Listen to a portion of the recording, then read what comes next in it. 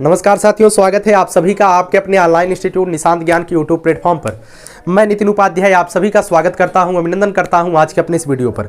मित्रों, कल मैं अगर आपको वीडियो नहीं दे पाया तो उसका कुछ न कुछ हमारी व्यक्तिगत समस्या रही होगी, इस वजह से वीडियो आपके बीच नहीं जा पाया। थोड़ी सी शारीरिक अस्वस्थता की वजह से, जिसकी वजह से आपको मैं वीडियो नहीं दे पा रहा था।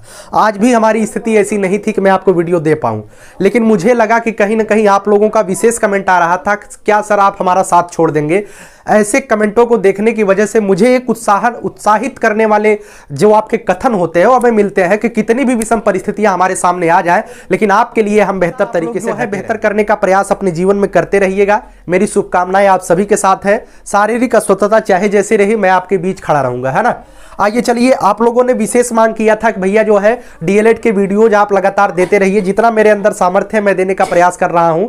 आप लोग खुद देख रहे होंगे, हम थोड़ा सा चलने फिरने में असमर्थ है, बता नहीं सकते कैसी समस्या है। चलिए ठीक है, आज हम आपको बताते हैं परिमिति। इकाई 14 आपके बीच है परिमिति। परिमिति का मतलब क्या होता है, इसे समझने का प्रयास करिएगा। मुझे लगता है कि ऐसी चीजें हर एक व्यक्ति, हर एक छात्र जानता होगा, लेकिन कुछ छात्र ऐसे होंगे जो डीएलएड करने के उद्देश्य से डीएलएड के क्षेत्र में आए और बेसिकली हाउसवाइफ ऐसी होंगी जो परिमित नहीं जानती होंगी। आपको हम बताने का प्रयास करते हैं और आप बच्चों को कैसे पढ़ाएंगे वह भी सीखिएगा। परि का मतलब होता है, यह दो शब्दों से मिलकर बना है, परिधन मिति। किससे मिलकर बना है? परिधन मिति से मिलकर बना है ना। समझने का प्रयास करिएगा और बिल्कुल इत्मीनान से समझिएगा। कोई इसमें बहुत बड़ा वाला ट्रिक नहीं है, कोई ऐसा नहीं है कि तोप मारना है, बस केवल समझने का प्रयास करिएगा। परि मतलब होता है चारों ओर, और मिति का मतलब क्या होता है? माप। जो चारों ओर की माप होती है मित्रों, उसे ही परिमाप कहा जाता है। क्या कहा जाता है? परिमाप कहा जाता है। अब आपके चैप्टर में क्या है? त्रिभुज है, आयत है, वर्ग है और वृत्त है। क्या क्या है इसे समझिएगा। आपके सिलेबस में त्रिभुज है, आयत है, वर्ग है और वृत्त है। क्या है? वृत्त है ना। समझने का प्रयास करिएगा। अब हम थोड़ा थोड़ा आपको बताने का प्रयास करते हैं। जो त्रिभुज होता है मित्रों, त्रिभुज जो है इस तरीके से बना होता है। त्रिभुज के बारे में आप लोगों ने पहले, इसके लास्ट जो वीडियो मैंने डाला था उसमें मैंने त्रिभुज के बारे में बताया था। आयत, वर्ग और वृत्त छूट गया है, वह भी मैं कंप्लीट करवा दूंगा, लेकिन परिमिति एक छोटा सा चैप्टर था, इस वजह से मैंने सोचा कंप्लीट करवा दूं। थोड़ी सी अस्वस्थता है, आप सभी लोग जानते हैं, बता दिया हूं पहले ही, है ना। ये त्रिभुज है। अब त्रिभुज में 3 भुजाएं होती है, आप सभी लोग जानते हैं। इसका परिमाप कैसे निकाला जाएगा? जो त्रिभुज की तीनों भुजाएं दी रहेंगी, जैसे ABC यहां पे दिया गया है, दिया जाएगा ABC 5 सेंटीमीटर का है, BC जो है 6 सेंटीमीटर का है और CA जो है 4 सेंटीमीटर का है। तो आपसे कहा जाएगा कि त्रिभुज का परिमाप निकाल दीजिए। परि का मतलब होता है चारों ओर, माप का मतलब होता है माप। बस यही चारों ओर का माप क्या होता है? परिमाप होता है।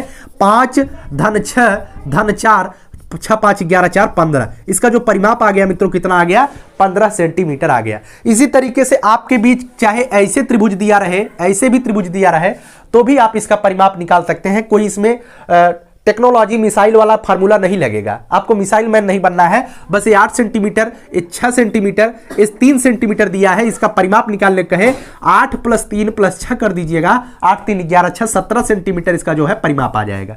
कोई दिक्कत इसमें हमें नहीं लगता है कि आपको त्रिभुज के परिमाप निकालने में कभी भी कोई समस्या किसी भी लेवल पे नहीं होगी।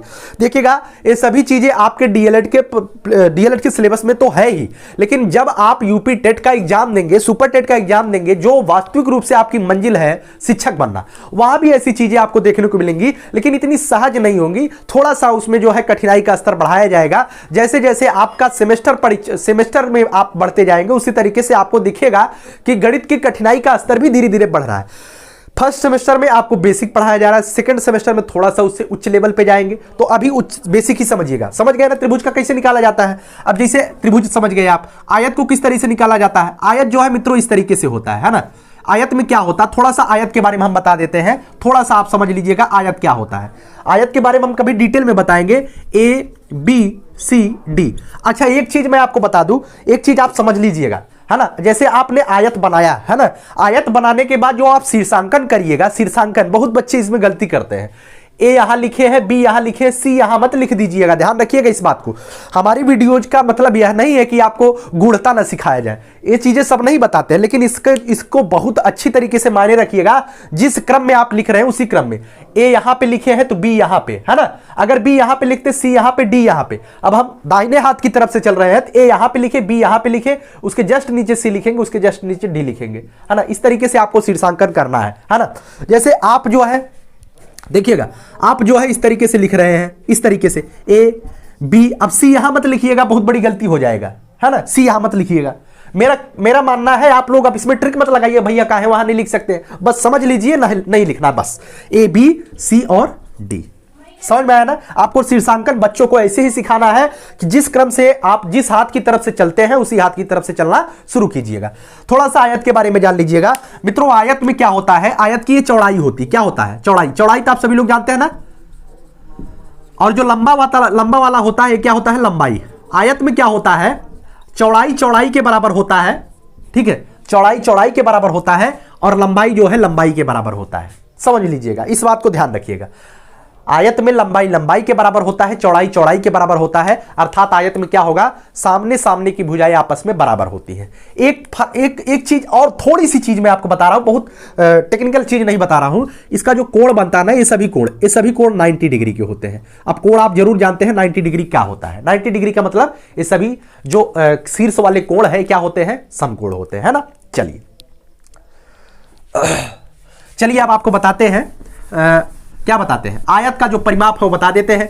जो आयत का फार्मूला है, कुछ लोग आपको फार्मूला देख के डरवा देते हैं, फार्मूला और मूला कुछ नहीं है ना, फार्मूला और मूला कुछ नहीं है। अभी आयत दिया गया, इसमें दिया गया 4 है, ये 4 है तो यह भी 4 होगा, लेकिन उसमें लिखा नहीं रहेगा। ये 4 सेंटीमीटर दिया है, ये 2 सेंटीमीटर दिया। अब आपसे कहा जाए कि आयत का जो है परिमाप निकाल दीजिए, तो कैसे निकालोगे भैया? अभी 4 है तो ये भी 4 लिख दीजिए, क्योंकि आयत में आमने सामने की भुजाएं बराबर होती हैं। ये 4 है तो हम इसे 4 अपने मन से लिख सकते हैं, क्योंकि उसमें आयत दिया गया है और आयत का यह गुण है कि लंबाई लंबाई के बराबर, चौड़ाई चौड़ाई। ये 2 दिया गया है, भी 2 लिख देंगे, 2 सेंटीमीटर, है ना। अब इसको परिमाप निकालना है। परिमाप का मतलब क्या करना है? परिमाप का मतलब भैया ऐड कर देना है। क्या करना है? ऐड कर दीजिए। 2 धन 4 धन 2 धन 4, है ना। 4 2 6, 6 2 8, 8 4 12 सेंटीमीटर। अब जो क्या होता है, अब जो क्या होता है, जो फार्मूला होता है, फार्मूला कैसे लिखेंगे? फार्मूला देख लीजिए। लंबाई में क्या जोड़े हैं? लंबाई है, लंबाई धन चौड़ाई। यही तो हमने फार्मूला बनाया है, यही तो हमने जोड़ा। लंबाई में लंबाई जोड़े, चौड़ाई में चौड़ाई जोड़े, अर्थात सब कुछ जोड़ दिए। अब मैंने जब बीजी व्यंजक बताया था तो आपको बताया था एक लंबाई और एक लंबाई जुड़ करके कितनी लंबाई हो जाएगी? 2 लंबाई लिख दो 2 लंबाई। और यहां पर एक चौड़ाई और एक चौड़ाई मिलकर के कितनी चौड़ाई हो जाएगी? 2 चौड़ाई। तो 2 चौड़ाई लिख दो। फार्मूला का निर्माण ऐसे होता है। यहां से 2 कॉमन ले लो, दोनों में 2 दिख रहा है, दुल्हा का नहीं, दुल्हा को उठा के बाहर फेंको, है ना। अंदर क्या है? अंदर बचा यहां लंबाई, यहां का बचा चौड़ाई। समझ में आया ना। इसका फार्मूला हो गया, आयत का परिमाप बराबर होता है 2 ब्रैकेट में लंबाई धन चौड़ाई। लेकिन अगर आपको फार्मूला और मूला नहीं पता हो एग्जाम हाल में, आपको कुछ नहीं करना है यार, डायरेक्ट जोड़ दो, बवाल खत्म, है ना। आयत का परिमाप आपने निकाल लिया बहुत बेहतर तरीके से, बस आपको यही निकालना है। अब आपको विकर्ण उकर्ण के बारे में जानकारी नहीं लेनी है। जब विकर्ण उकर्ण के बारे में जानकारी लेनी होगी तो हम आपको बेहतर तरीके से बताएंगे बच्चा कि क्या होता है ना। आइए वर्ग पर देखिए, वर्ग क्या होता है? वर्ग की चारों भुजाएं आपस में बराबर होती हैं, है ना। वर्ग की चारों भुजाएं आपस में बराबर होती है, इसे ही वर्ग कहते हैं। वर्ग की चारों भुजाएं बराबर होती हैं, चारों भुजाएं बराबर होती है, ध्यान रखिएगा। वर्ग क्या होती है? चारों भुजाएं बराबर होती है। अब जब वर्ग आपसे पूछा जाएगा, ए भुजा इसके बराबर है, यह इसके बराबर है, मतलब चारों भुजाएं आपस में बराबर हो गई। आपसे कहा जाए एक वर्ग की भुजा 4 सेंटीमीटर है, क्या है? एक वर्ग की भुजा 4 सेंटीमीटर है, तो आप इस वर्ग का परिमाप निकाल लीजिए। क्या करेंगे आप? अब कहेंगे यार वर्ग में तो 4 भुजा होती है, एक की भुजा 4 सेंटीमीटर दिया गया है, तो बड़ी समस्या है, चारों भुजा कैसे जोड़ेंगे? तो आपको गुण याद रहना चाहिए कि भाई वर्ग में चारों भुजाएं बराबर होती हैं। अगर ये 4 है तो यह भी 4 सेंटीमीटर होगा, यह भी 4 सेंटीमीटर होगा और यह भी 4 सेंटीमीटर होगा, है ना। अब इसी को ऐड कर लो, 4 धन 4 धन 4 धन 4। परिमाप मतलब सबका योग 4 4 8 4 12 4 16 सेंटीमीटर। अब इसमें एक फार्मूला लग जाता है। मान लीजिए अगर कितना होता है, अगर ये 3 3 होता क्या करते? 3 3 3 3, तो क्या करते, क्या करते, 3 धन 3 धन 3 धन 3, 4 बार जोड़ देते कि नहीं जोड़ते, है ना। 3 3 चौक 12 सेंटीमीटर, तब 12 सेंटीमीटर का परिमाप आ जाए। अर्थात एक फार्मूला आप निकाल सकते हैं कि वर्ग का परिमाप बराबर का होगा, वर्ग का परिमाप बराबर 4 गुणे भुजा। क्या होता है 4 गुणे भुजा। भुजा को 4 बार जोड़ रहे हो, क्या कर रहे हो, भुजा को 4 बार जोड़ रहे हो, या तो भुजा को भुजा धन भुजा धन भुजा धन भुजा कर देंगे तब भी वही आएगा, या तो 4 गुणे भुजा लिख दीजिए तब भी वही आएगा, है ना। तो बेहतर तरीके से आप समझ गए होंगे। अब इसमें जो है ज्यादा कुछ बताने की आवश्यकता नहीं है ना। चलिए, बस आपके सिलेबस के अकॉर्डिंग ही हम बताएंगे, जो चीजें बताएंगे बहुत हवाई में बात नहीं, क्योंकि अभी जो है आपको बस उतना ही सीखना है जितना आपको सीखने की आवश्यकता है। ज्यादा से ज्यादा हाउसवाइफ कैटेगरी की लड़कियां हमसे जुड़ी हुई हैं, उनका बहुत ही ज्यादा रिक्वेस्ट होता है, सर किस तरीके से बच्चों को पढ़ाएंगे। आप इसी तरीके से बच्चों को पढ़ाइएगा जिस तरीके से निशांत ज्ञान के माध्यम से आपको बताया जा रहा है ना। कुछ लोग कहेंगे भैया आपकी तरह हम बोल नहीं पाएंगे, तो भाई बोलने का प्रयास करिए, है ना, बोलने का प्रयास करिए, क्योंकि यह कलयुग है। कलयुग में समय उसी का रहेगा जो व्यक्ति, हमारे पास कितना ज्ञान है यह मैटर नहीं करता है, मैं आपको कितने बेहतर तरीके से उस ज्ञान का संपीड़न आपके दिमाग में कर पा रहा हूं यह मायने रखता है, और यही वही व्यक्ति जीवन में सक्सेस है। तो आप भी बेहतर करने का प्रयास करिए, है ना। चलिए अब आते हैं वृत्त की तरफ। भाई साहब इसे गोला मार देते यही वृत्त है ना, जान लीजिए गोला मार दिए ना, गोला मार दिए वृत्त है। अब समझिएगा वृत्त के बारे में अभी हमने आपको नहीं बताया है, थोड़ा सा समझने का प्रयास करिएगा। वृत्त में एक केंद्र होता है। क्या होता है, केंद्र। क्या होता है, केंद्र होता है, बस यही जानिए। केंद्र से जो है, जो प्रकार हम बनाते हैं, केंद्र से जो है, जो ये बाहर जो गोला वाला चीरा गया है ना, गोला वाला जो चीरा गया है, इसे हम कहते हैं परिधि। क्या कहते हैं, परिधि। और इसी भैया परिधि को कहा, जानते हो क्या कह देते हैं, इसी परिधि को जो है परिमाप बोल देते हैं। क्या बोल देते हैं, परिमाप। यही जो परिधि है, यही परिधि इसका परिमाप हो जाएगा। इसी परिधि को पूरा जोड़ लीजिए, मतलब जो घेरा बना हुआ है उसी को जोड़ लीजिए तो यही हो जाएगा परिमाप। लेकिन कभी इस तरीके से सवाल नहीं देगा। सवाल में क्या देगा, सवाल में जो है यहाँ पे पाई की संकल्पना हम आपको बता रहे हैं। पाई की संकल्पना एक केंद्र है। जब प्रकार आप बनाते हैं तो इसकी जो त्रिज्या होती है, जिस त्रिज्या से हम बना रहे हैं, ये त्रिज्या कहीं भी आप किसी भी परिधि पे मिला देंगे, ये त्रिज्या क्या होती है, हमेशा बराबर होती है, हमेशा बराबर होती है। अगर ये 3 सेंटीमीटर की यहाँ है तो यह 3 सेंटीमीटर का यहाँ भी होगा, यहाँ भी 3 सेंटीमीटर का होगा, है ना। अर्थात इस बात को केवल इतना मैटर करिएगा। अभी हम वृत्त की पूरी अवधारणा आपको नहीं बताए हैं, लेकिन इस परिमाप को बताने में केवल इतना समझिएगा, वृत्त का एक केंद्र होता है ना। केंद्र से जो वृत्त का बगलियां घेरा मारा जाता है ना, परकरवा से इसे मार देते हैं साय से, तो जो गोलवा बन के निकलता है उसे हम परिधि बोल देते हैं। एक साइकिल का चक्का है, साइकिल के चक्का में जो धुर्रवा है वो क्या है, केंद्र है। जो साइकिलिया का टायरवा है वो क्या है, पूरा गोल का, वो परिधि है, वही परिमाप है ना। यहाँ पे पाई की संकल्पना थोड़ी सी जान लीजिएगा। इसके अवधारणा के बारे में जो आगे वीडियो बनाएंगे उसमें हम बताएंगे। वृत्त की परिधि बराबर क्या होता है समझ लीजिएगा। वृत्त की परिधि बराबर 2 पाई r, है ना। बस इतना याद कर लीजिएगा, वृत्त की परिधि बराबर होता है 2 पाई r। क्या होता है, 2 पाई r। आपसे कहा जाएगा एक वृत्त है, एक वृत्त है, आपसे क्वेश्चन पूछा जाएगा, एक वृत्त जिसकी त्रिज्या, एक वृत्त जिसकी त्रिज्या 7 सेंटीमीटर है, 7 सेंटीमीटर है, तो उस वृत्त का, उस वृत्त की परिधि बताइए। क्या दिया जाएगा, परिधि। परिधि मतलब परिमाप, परिधि या परिमाप बताइए, है ना। बस आपको इसी फार्मूले में रख देना है, इसी फार्मूले में रख देना है। 2।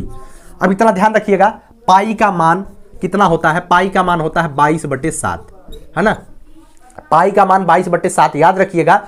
अब इसे हम बहुत डिटेल में नहीं बताएंगे, पाई का मान काहे 22/7 आया, काहे का हुआ, बस इतना ध्यान रखिए। पाई का मान हमेशा 22/7 आपको, जब भी वृत्त की परिधि निकालेंगे, जब भी कहीं भी पाई आप लगाएंगे तो 22/7 लगाइएगा, है ना। 22 पाई का मान जो है हमेशा 22/7 होता है, समझ लीजिएगा, इस बात को ध्यान रखिएगा, है ना। चलिए 2 से पाई की जगह पे पाई का मान रखिएगा। पाई की जगह पर पाई का मान कितना बताया मैंने, 22/7, ठीक है। पाई का मान कितना बताया, 22/7।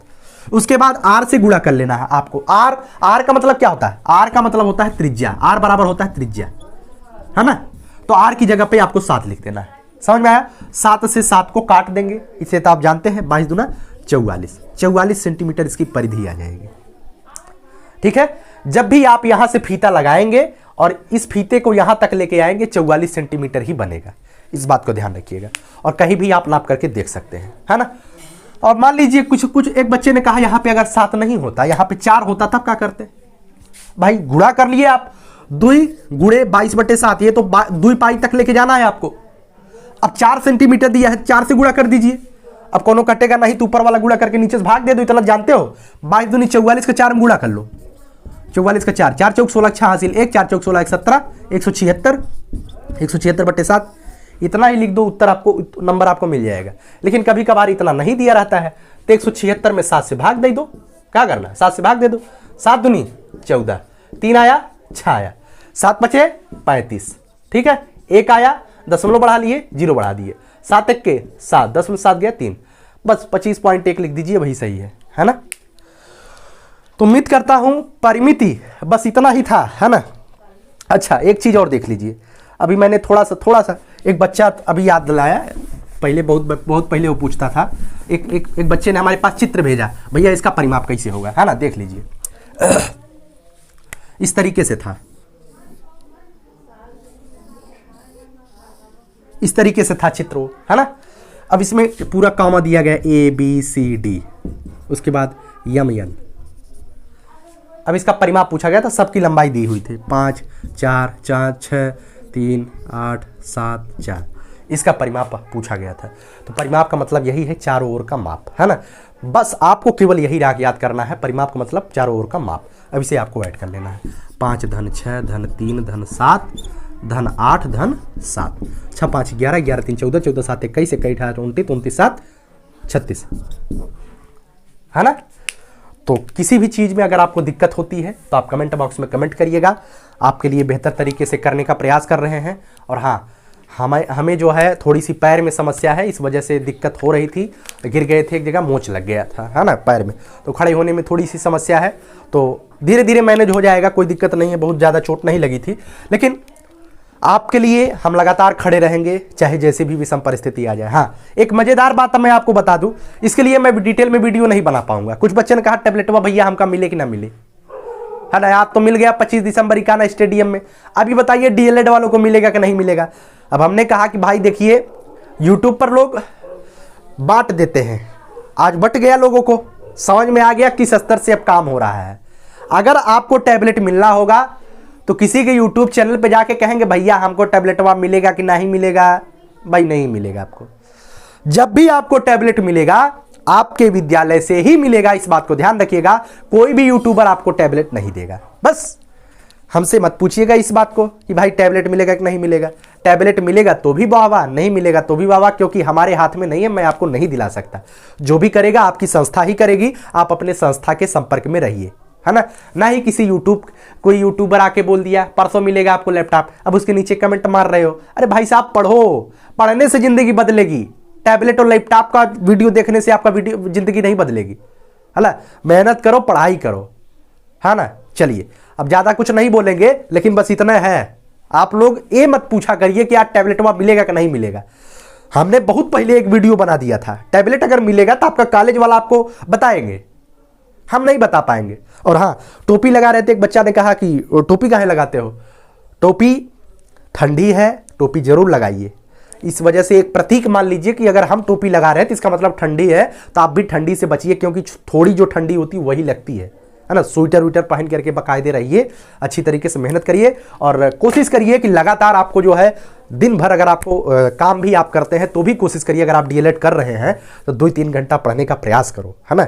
मेहनत करो, क्योंकि आगे कंपटीशन है, इस बात को आप माने रखिए। अगर नहीं मानेंगे तो आने वाले समय में आप रोएंगे, इस बात को ध्यान रखिएगा, है ना। आपको मेहनत जरूर करनी है। अगर आप कोई भी चीज कर रहे हैं तो मात्र मैं कहूंगा कि 2 घंटे आपको जरूर देना चाहिए, तभी जाकर के आने वाले समय के कंपटीशन को आप पार कर पाएंगे, है ना। बहुत बहुत धन्यवाद। जय हिंद, जय भारत। वीडियो को जरूर लाइक, शेयर और सब्सक्राइब करिएगा। पूरी वीडियो में कभी नहीं बोलता हूं, लेकिन लाइक, शेयर और सब्सक्राइब करेंगे, थोड़ी सी उत्साहवर्धन हमारा होगा। और आपके लिए जिस विषम परिस्थिति में आज खड़ा होकर पढ़ा रहा हूं, ये जुनून हमारे अंदर जिंदा रहेगा और हम हमेशा आपके लिए काम करने के लिए उद्यत रहेंगे। ठीक है, बहुत बहुत धन्यवाद।